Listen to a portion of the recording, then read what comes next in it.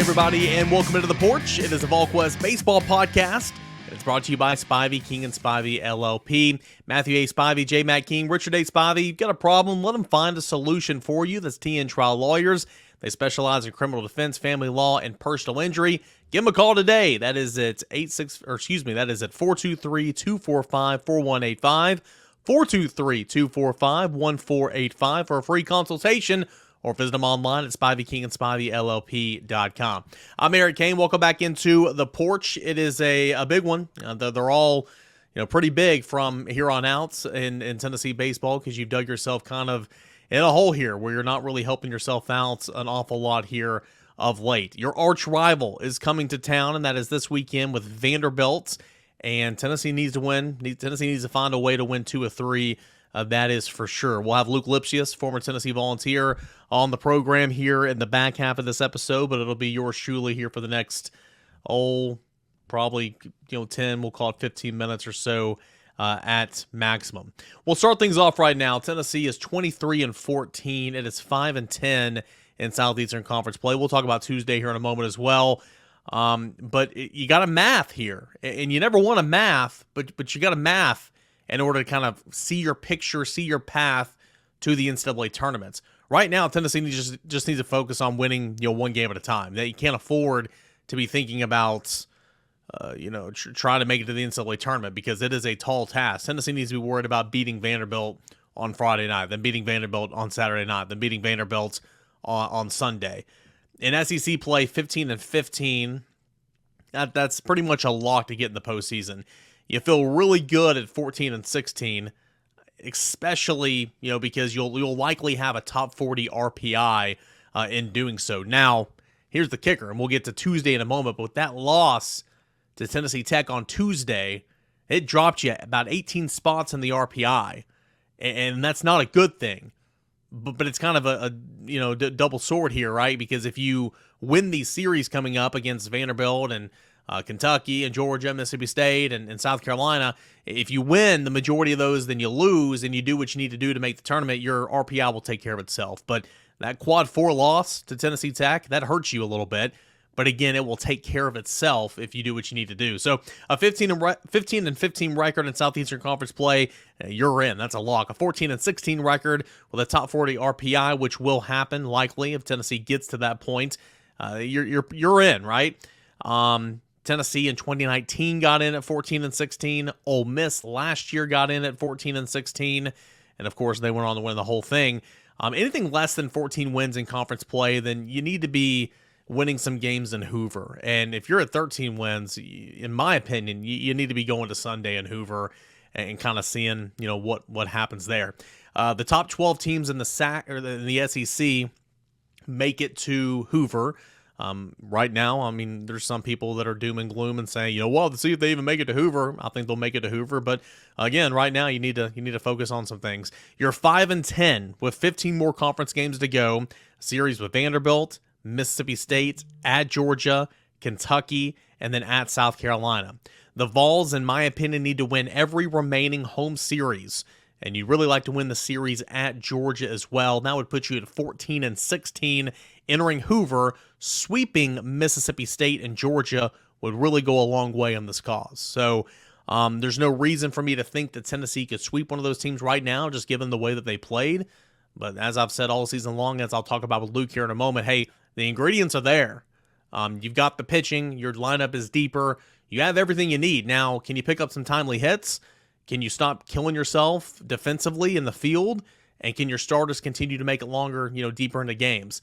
That is, those last two kind of go hand in hand, because a big reason the pitch count was driven up by, for Chase Dollander and for Andrew Lindsey on, their starts on Friday and Saturday against Arkansas, was because you had defensive miscues behind them. So this is your bed. You got to lie in it, right? How are you going to respond? What are you going to do? Well, you didn't respond the right way on Tuesday. And Tuesday, in my opinion, midweek games are not real baseball, because it serves a purpose. You're out there throwing your arms. You're getting your arms work. Sure, you have starters out there in the lineup and in the field. I mean, Tennessee likes to give opportunities to some guys to see the playing field on midweek games, and you saw a little bit of that earlier this week. But the arms, you don't have Chase Dollander going out there and throwing 7 innings like you normally would in a game against Tennessee Tech, likely. You have Xander Seacrest starting and A.J. Russell coming in and Hollis Fanning and, Kirby Connell coming in and this guy and that guy. You get Aaron Combs. You get work in for your guys in the bullpen. But you do not want to give up 4 runs in 1 inning. You do not want to give up 5 runs in the 9th inning whatsoever with one of your best pitchers at that point in the game on the mound and Seth Halverson. The way you lost Tuesday was just kind of disheartening. I mean, it really was. And you were to a point to where you were trying some things towards the end of the game and everything, and you had a point in time where your infield at the end of the game was Ethan Payne at short and Kyle Booker at second base. And that is not ideal. Ethan Payne came up in a pinch hit opportunity where you needed a knock, and it was less than ideal. And I understand trying some things, and you were to the point because you had already made some other moves, lineup-wise, pinch hit-wise, and everything. You didn't have many options by that point in the game. But losing in the fashion that you did, 12-5, was not great. 5 runs given up in the top of the 9th inning, 4 runs, I believe, in the 3rd inning, a couple of runs here and there throughout the remainder of those games. Just not great. Tennessee did not have its middle infield. Maui Ahuna remains out. He missed some of the series at Arkansas. He missed Saturday and Sunday at Arkansas. He missed Tuesday's game. Practice on Wednesday of this week. He was out there. He was doing a little bit of side work, but was not a full participant. You missed Christian Moore, who was seen with a boot on one of his ankles and in shorts in the dugout Tuesday nights when the team was out there taking on Tennessee Tech. To my understanding, he did not go through any practice on Wednesday, did a little bit of cage work. So as the week goes on, and you guys know, full disclosure, I record this earlier in the week. I released it on Thursday, and so I'm recording this on Wednesday afternoon. And, I hope to gather some more notes and information to drop them on the GQ or in the War Room or something by the time we get towards the series, later on in the week. But very, very much questions. I'd say, both those guys are very much day-to-day. I think Simo aggravated something in his foot, obviously. So we'll have to see exactly what's in store. But I know those guys were super limited at practice earlier this week. So those are big-time question marks. Also, what's that rotation going to look like this week? You guys have read my stuff, and we kind of asked Tony about this on Tuesday and kind of backed it up a little bit. He did, at least. Sounds like Andrew Lindsey and Chase Dollander are going to get the starts on Friday and Saturday. Tony said that Chase Dollander's pitching as well as he has all year long, which I would agree with. Needs some help, obviously, to get him out of that 5th inning. And Andrew Lindsey, poor guy, deserves so much better on Friday night, man. He was pitching a doozy. And then you just have one mistake here, one mistake there, drives up that pitch count, and it puts your runs on the scoreboard when they didn't need to be, right? So, I would start Andrew Lindsey and Chase Dollander games 1 and game 2, and I think that's what Tennessee's going to do. Won't shock me whatsoever if you stick with that same rotation. We'll talk with Luke about it here in a moment. But Lindsey on Friday, Dollander on Saturday, and Beam on Sunday. Tony said after Tuesday's game that it's almost like Beam was kind of an anomaly a little bit, that just doesn't happen for him, and he got torched, 6 hits, 4 walks, a hit batsman, 6 earned runs, and 5 outs in his start, an inning and 2/3, all he lasted at Arkansas on Sunday. So I would expect that same rotation, but we'll see. I'll get more notes on Thursday for sure, and I'll let you guys know. But if it's not Beam on Sunday, then Chase Burns looked really, really good. 5 innings and a third of a lead. Now, granted, it was not a high leverage situation whatsoever. He had nothing to lose at that point. He was just coming in free, loose, and he pitched his game, and he looked good. He gave up 1 home run, but that was really the only blemish. He gave up a leadoff triple and worked around it, man. Did not let that run come in. He looked great, to be completely honest. And Tony said that they actually wanted to use Chase Burns a couple of times out of the bullpen at Arkansas. They just didn't have an opportunity. So if there were to be a change, I might see Burns sliding in for Beam, but again, that's messing with the schedule again. So I would expect the same 3, but I'll get confirmation on that later in the week and let you guys know. It's disheartening, the loss on Tuesday. And I'll work myself back to Arkansas a little bit, but it's disheartening, the loss on Tuesday, because, with your struggling the way you are, you just wanted a response. You didn't get that right response on Tuesday. And again, the loss hurts because it kills you in RPI, but if you do what you already needed to do in SEC play the last half of the schedule, the RPI will take care of itself. But, what are you doing? That's not the vibes right now around the Tennessee baseball program. Not great. And I'm not breaking any news here. It just kind of is what it is. Tony pretty much said the other night, hey, it's do or do not time. It's time to put up or shut up. You're at the point in the season where you don't have many redos or anything. Lessons have already, supposed to have been learned. It's time to go. And he said it's not the blind leading the blind out there. There's leadership. Those guys are trying, and sometimes it's discouraging because you mix some things up and try something, and it doesn't work. And it's like, well, what else do we do now? But I mean, we pressed Tony a little bit Tuesday and tried to ask those hard questions, and I thought he handled it well, and said the right things, and pretty much said, look, it's just not working right now. But it's not from a lack of effort. These guys are trying. There's leaders in that clubhouse trying to figure it out, and so we'll see what happens. I can tell you about Vanderbilt, man, and in Arkansas, it's just unfortunate because you could have won Friday and Saturday easily, in my opinion. But again, defense just kills you. And, Maui makes a couple mistakes on Friday and then is not seen in the lineup the rest of the weekend. What's going on there? It's his back injuries continuing to bother him, sure. We'll see if he's back in the lineup. Tennessee's better, more dangerous with him in the lineup. I know a lot of people are frustrated with Maui right now, and I get it. The expectations were high because his ceiling is so high. He's still a world-class talent, whether you want to admit it or not, but he's not been hitting as well as you'd expect, and fielding has not been as consistent. He made a couple mistakes in the field on Friday, and it was a big reason why Tennessee lost. There's no doubt about it. But Tennessee needs him back in that lineup for sure. Jake Kendrow, I think, is doing a nice job filling in place for him. He hits the ball hard, sometimes right at somebody, and he's been playing pretty well defensively. He's a right-handed bat, and so that's all good. We'll see what's in store for Maui. But Tennessee didn't quit at Arkansas. A couple of times you thought they were going to, but Tennessee didn't quit. They fought just enough and made some things interesting there, especially in Game 2 of that series, and I believe in Game 1, and came back and scored a couple of runs there in the latter portions of Game 3. They need a series win in the worst way. And you got your arch rival in Vanderbilt coming to town here this weekend to square off.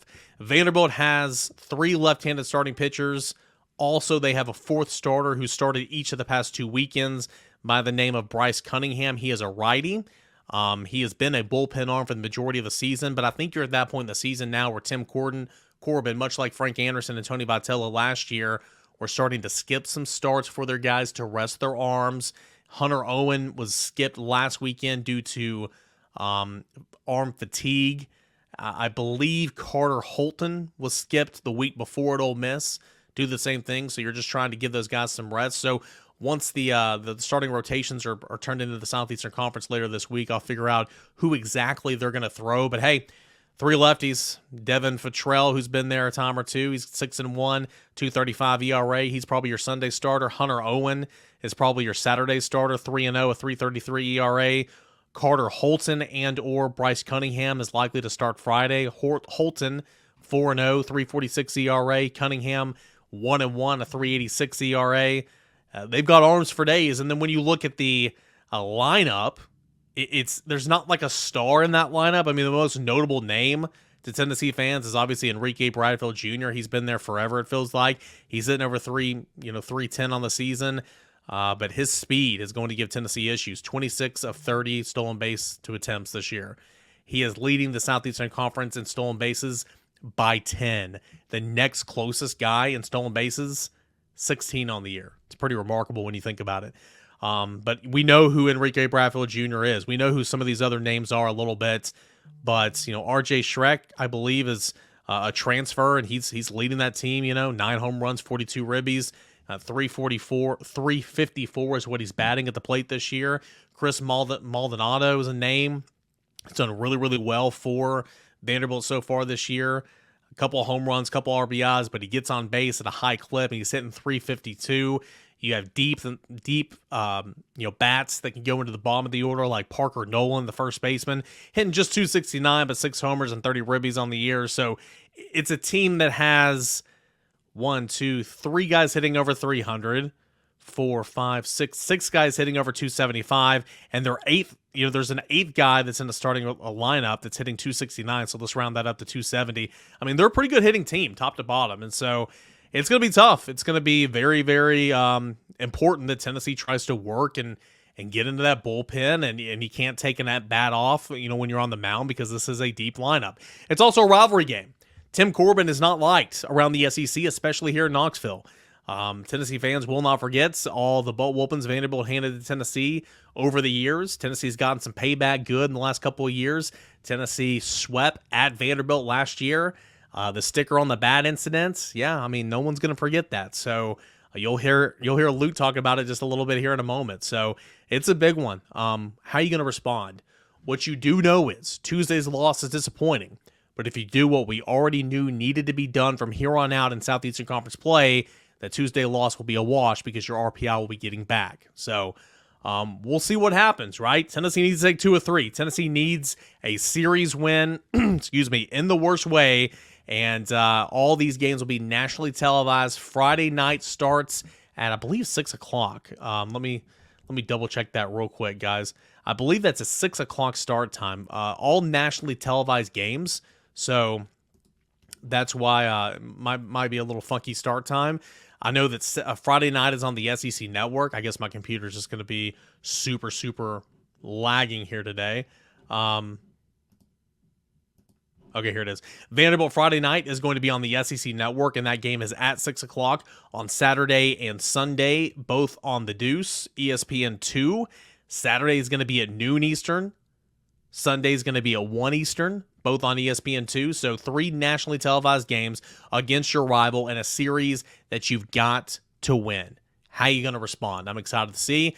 And we'll drop some more notes on the board. We'll put some notes in the war room on what I can gather on pitching, on injuries, and thoughts and prayers to Zach Joyce as well. That looked like just a disgusting injury on Tuesday, and you absolutely hate it, and you could hear it and kind of feel it when Tony was talking about it on Tuesday. So I will get you guys as many notes as I can, but without further ado, here in just a moment, let's turn it over to the home run champion himself, former Tennessee first baseman Luc Lipcius. That is coming up next right here on the porch, but I want to remind you guys about our friends Spivey, King and Spivey LLP. They make this coverage possible, the porch, and can't be more appreciative of those guys. Matthew A. Spivey, J. Matt King, Richard A. Spivey, you got a problem, let them find a solution for you. Stay and trial lawyers. They specialize in criminal defense, family law, and personal injuries, such as DUI, homicide, assault, divorce, custody, alimony, parental rights, personal injuries, car wrecks, accidents, all that type of stuff. Over 80 years of combined experience, Spivey King and Spivey LLP provides representation throughout the states and federal courts in Northeast Tennessee. The firm has a vast amount of trial experience. The practice has been in place for 43 years with this partnership since 2012, while also having partners who are energized for today's modern legal demands. Practicing primarily in Northeast Tennessee, the Tri-Cities of Sullivan County, as well as Hawkins County, Washington County, and surrounding areas, the firm has won multiple awards and attorneys who were rated by super lawyers in the Mid-South with real trial experience. Whether you are injured in a car accident, need a divorce, help with custody of your children, or have been accused of a crime, they are here to help you. Go see him in person, 142 Cherokee Street in Kingsport, Tennessee. That's 142 Cherokee Street in Kingsport, Tennessee. Give him a call today for a free consultation, 423-245-4185, 423-245-4185, or visit my friends and your friends, Spivey King and Spivey LLP, at SpiveyKingandSpiveyLLP.com. Luc Lipcius coming up next. Luke, as Tony Vitello put it Tuesday night, it is do or do not time, right? You better show up or go home. It's that point in the season where you can't really make excuses for yourself. You got to win some games. And Tennessee, unfortunately, has put itself in a position where it's got to win a whole lot of games here in this last half of the Southeastern Conference schedule. If you're in that locker room right now as a leader, kind of what's the conversations like, the day-to-day in terms of, Tennessee, you're going through a rough patch right now where you just can't find many wins. How do you keep the positive vibes going in that locker room and that dugout? Yeah, I think the first thing to do is just logically look at it. You have 15 games left in the SEC to get 9 wins. I think the committee is going to like Tennessee just because of who we are and the talent we have. So if we get to that 14 number, you should see us in the playoffs. Sorry about that. So we have 15 games to get 9 wins. Now you mix in a Vandy, a really good Vandy team, a really good Kentucky team, a really good South Carolina team, Mississippi State and Georgia. That makes it a little tougher, right? So if we expect, if I'm a leader, I'm saying, hey, we got a hard schedule ahead of us, no doubt. We probably have one of the hardest schedules in the nation as far as SEC teams go, or just teams overall. But, if you want to be good, you got to win against good teams and just kind of rally around that. Like, we are good enough to beat these good teams. And still, like, we haven't seen them prove themselves. They've won against not as good competition, but they haven't really stepped up to those big dogs. And I think that that's something that is kind of hopefully festering in that locker room. Like, guys, let's go. Let's beat one of these good teams. And then if we take care of business against Georgia and Mississippi State, I think we'll be perfectly fine. I watched the game on TV on Tuesday. They brought up a comparison of this year's Vols to last year's Ole Miss. And through this point in the season, Ole Miss was 4-11 in the SEC. So that tells you anything, is that there is hope. There's definitely hope. Tell me if I'm wrong here. Tennessee is, it's like playoff time from here on out for Tennessee. And I think the Vols, now you can't beat yourself. And of course, the ongoing theme of playing poor defense is something that, you got to fix. You are who you are. I understand that. But if you're not beating yourselves, you're pretty decent. Tennessee still has all the ingredients to pull off a run like this and punch your ticket. You've got the arms. You've got the lineup, which it didn't timely hit last week, but it's gotten deeper and you have more options. Do you agree with that? Do you think Tennessee still has all the ingredients there to kind of pull this thing off, win 9 of the last 15, go to the postseason, and maybe make some noise, or am I off base here? Look, they've had all the ingredients all season long. Yep. And, it's one of those things that you really see just because you have an exceptional amount of talent. If you don't have that team chemistry, if you don't have that leadership, then good stuff is not going to happen. We're to the point of the season where leaders should be developing, but, at this point, coming off of a bad weekend series, a bad midweek, the wheels could be coming off the wagon. And I hope that in that locker room, we got guys that are rallying around each other and not tearing each other apart. So it is one of those things, they have the talent to be top 5 in the nation. I think those preseason rankings and even rankings throughout the first, 5 weeks were accurate. It's just, we haven't seen them live up to their potential. Yeah, that is for sure. Got a question for you in terms of Tennessee is so heavy with the left-handed bats, and usually that's pretty good, right? But maybe it's too heavy. And when you go into a series like this one here this weekend, it could be disastrous in terms of just matchups, right? If you're a manager, if you're Tony Vitello, how much are you balancing trying to get right-handed bats in the lineup, or are you to a point to where like the best bats just need to play? I'm to a point to where Dylan Dryland needs to be hitting every game. Kavares Tears needs to be hitting every single game. And I understand putting Stark in there and trying to get a right-handed bat and all that. But I think like it's crunch time. That's kind of where I'm at. Where are you? How would you kind of balance that? Yeah, so there's a bit of a disadvantage for the hitter facing a lefty for whatever it is, whether it be mental or actual physical stuff. I don't know. I know Burke actually is hitting better off the lefties, which is the one shining spot.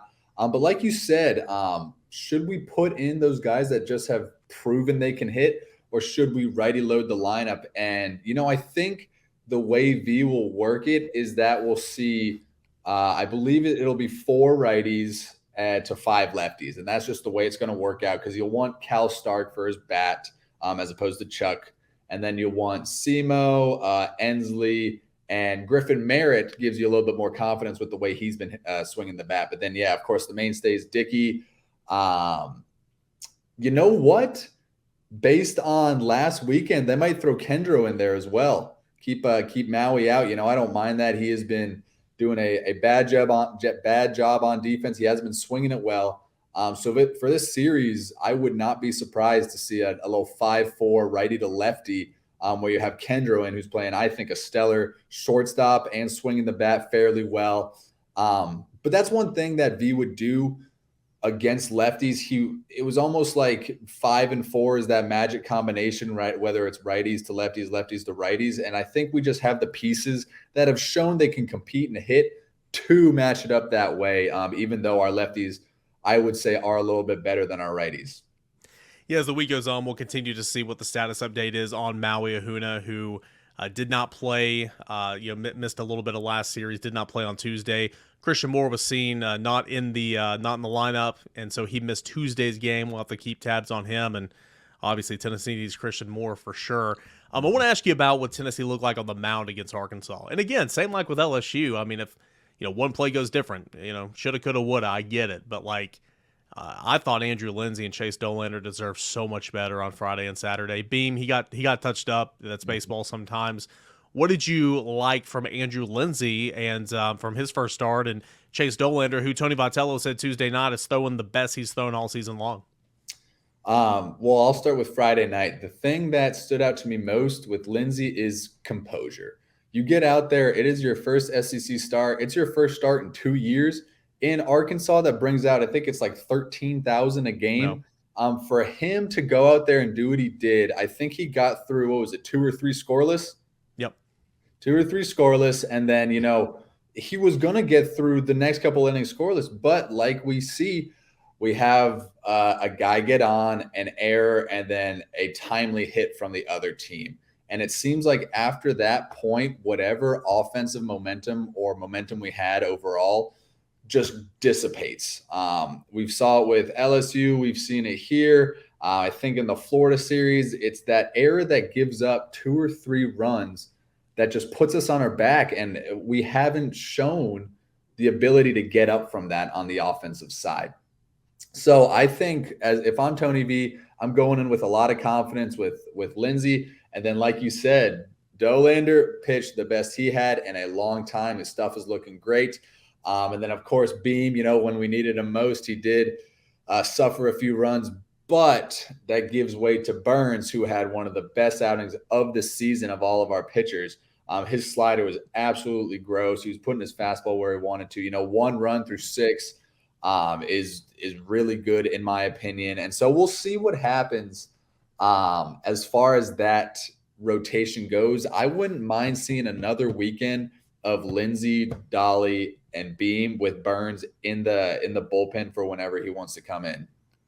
Yeah, as the week goes on, and hopefully I'll get some more notes to put in the war room, late Thursday night. A lot of this is, we don't find out information until we get closer to the weekend, but it would not surprise me if they do just that. They stay with that same thing. Of course, baseball players in general, creatures of habit, but especially pitchers, because you have that routine and everything. So, we'll see. Tony Vitello pretty much said that, what happened with Beam was kind of an anomaly, right? Not even making it out of the second inning. That's just not Drew Beam-like. And so, we'll see. And then Burns, boy, he looked really good. So if there was a move, I think personally it would be, Chase Burns taking that game 3. I don't think that'll happen right now. But again, even if you do that, that Chase Burns' schedule this year has just been nuts. If you go all the way back to the Missouri weekend where they had to push it late a day and play a doubleheader on Sunday, that was it. You had to move some things up. Moving him out of the starting rotation and then to put him back in, but as the game 3 starter, that might be too much right now. So, we'll see kind of as the weekend goes along. Would you agree with me that I wrote this earlier this week? I think Tennessee's best lineup is when Jared Dickey is catching, because right now you have 3 outfielders who are hitting. You have another one in Christian Scott, who I think is hitting well enough to be playing right now. And then Griffin Merritt, especially on a weekend like this, if you're hitting, you need to play him. And it's just kind of, it's getting too clogged up in that outfield to have Dickey out there where, in my opinion, he should be behind the plate. Yeah, it's one of those things. What do you want to do as far as defense versus offense? And now I do like Dickey's bat, but as far as catching goes, he can receive the ball, but I don't think he's going to throw anyone out. And same thing with Cal Stark. Our run defense has just been absolutely horrible this year. Which is uncharacteristic of a Vol baseball team. But, it does almost seem that we have more success at the plate when Dickey's catching. But like you said, I think V, when it comes down to it, is going to play matchups. He's going to do what he thinks is going to be the best for the pitcher on that day, especially with such a lefty-heavy starting rotation for the Commodores. And, it's one of those things that it's a half dozen here, 6 to the other, So to me, it doesn't make much of a difference as far as the best lineup goes, but I think it'll really depend on who the pitcher is. Kind of leading into that conversation, and I looked it up earlier this week. Tennessee's thrown one base runner out in SEC play. It was against Arkansas in Game 3 where the guy slid off the end of the bag. It was Dickey and Burns. I think Chuck is 0 for 8. I think Stark is 0 for 8. I think Dickey's 1 for 8. And I know you're not a pitcher, but anyone can see, like, I guess it's just the way that Tennessee teaches it and coaches it. The pitchers are very slow to the plate, and so it's not helping those. It's not just the catcher. It's not helping those guys out much at all. But on that note, Enrique Bradfield Jr., man, he's 26 of 30 on the season. Every time he gets on base, he's going to steal. Mm-hmm. And really, for the majority of the time, I feel like, the majority of everybody's lineups are going to try to take second and take that approach like Arkansas did, because Tennessee's just shown they don't have the ability to throw guys out on the base pass right now. And that's another thing for the pitcher to worry about on top of everything else. Kind of how do you combat that when you get a speedster like Enrique on the base pass? Yeah, so like you said, I didn't mean to diss on our catchers. I love all those guys. It is a pace thing with the pitchers. You see that they all have very, very high leg kicks, slow to the plate. And that's really because our philosophy on the mound is you can get on base. I'm going to focus on this guy at the plate, Yep. You can do what you want. If I get the guys at the plate out, you won't matter. So that's basically the philosophy. That's why you see those slow times of the plate. As far as Enrique goes, if he gets on first, I'm almost not worried for him to be on third. So if I'm B, if I'm A, just knowing what our pitchers have and then how they are to the plate, because even if you got a pitcher who's like a 1-2 to the plate, he's most likely going to steal, or he's most likely going to get there safe. So it's no discredit to our pitchers, our catchers. But if he gets on first, I'm thinking, and I'm telling the pitchers, hey, you're going to have a runner in scoring position. Just get the guy at the plate and everything will work it out. And that's almost the mentality we went with last year. There's ways to long hold and short hold and all this stuff to kind of mess with the timing so he doesn't get that good jump. But that's about as most you can do. As far as mechanics go, don't shorten your leg kick. Don't do all this crazy stuff. He's going to steal, and that's just a part of it. And you're just going to have to make sure you get the guy out at the plate. And that's what also makes them so dangerous, is that he is so successful in his run game. Yeah, he's 26 of 30 on the season in stolen bases and attempts. I looked up earlier this week. He's 10 more steals higher than the second place guy in the league right now at 16, mm-hmm. which is just, it's incredible when you think about it. I want to ask you, man, this is our rival, Tennessee and Vanderbilt. For you, did you hate Vanderbilt more than any other team in the Southeastern Conference? What's it mean to play this in-state rivalry with just a historic program like Vandy, who's won 2 national titles in the last 9-10 years? Yeah, so my relationship with Vandy has been kind of up and down. So when I was younger, I grew up watching UVA and Vandy go to the College World Series. So back then, Vandy was top tier. They're the guys you want to be. They're the team you want to be on. As I got to Tennessee, it kind of stayed that way. Tennessee was the underdogs. We were the kind of the little pups. Whenever we went there, they came in our town, and they would beat us. And so it wasn't much of a rivalry. But then we saw from that 2021 season where they ended up taking 2 or 3 from us at home and on to even last year, that this rivalry is renewed and it is fiery. And so there is nothing more that I like to do than beat Vanderbilt, especially. And I'm going to be candid here. I am not a fan of the way Tim Corbin coaches. I think a lot of what they do is what we call eyewash, which means you do stuff not because, let's say, you have to. It's just to make it look like you're being hard, like, ooh, I'm a freaking point to the guy when I walk, get on, or when I strike out, all that stuff. And so that kind of lit the fire. And I think, I'm not going to speak for anyone else, but it felt like a bunch of the other guys on the team had that same feeling, like, oh, dude, these guys I don't like the way they play. Let's beat them real bad. But as far as the rivalry goes, Vandy got swept at home last year. They're going to be coming back with a vengeance. We're trying to get off this loss train that we've been on. So I think you're going to see a really good competitive series, as long as the guys can figure out how to instill that competitiveness in each other, in themselves, play for each other, all that stuff. Think any bats will be checked this weekend for stickers? You never know. We're not hitting as many homers as we did last year, so I think he'll be pretty mellow on that. Yeah, again, not to pile on, but like, why check the bats right now, right? Yeah. We'll see what happens. I do want to ask you this again because you just have a perspective like nobody else, and I'm putting you on the spot here, and you might not have seen the exact play that I'm talking about. But there was a play in Tuesday night's game. I believe it was the third inning whenever they put like 4 runs on the scoreboard or whatever. It was the leadoff man, and he hit just a single through the right side.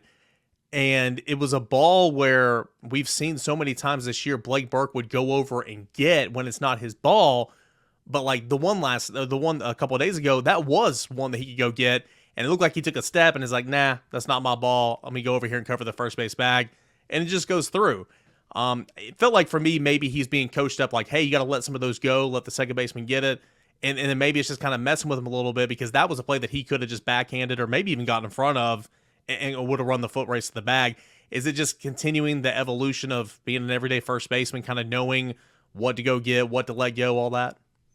Yeah, so I'm not familiar with the actual play. I think I wasn't watching at that time for whatever reason, but I can perfectly imagine it in my head because I've been there as well. Yeah. And so there's a couple things to factor in.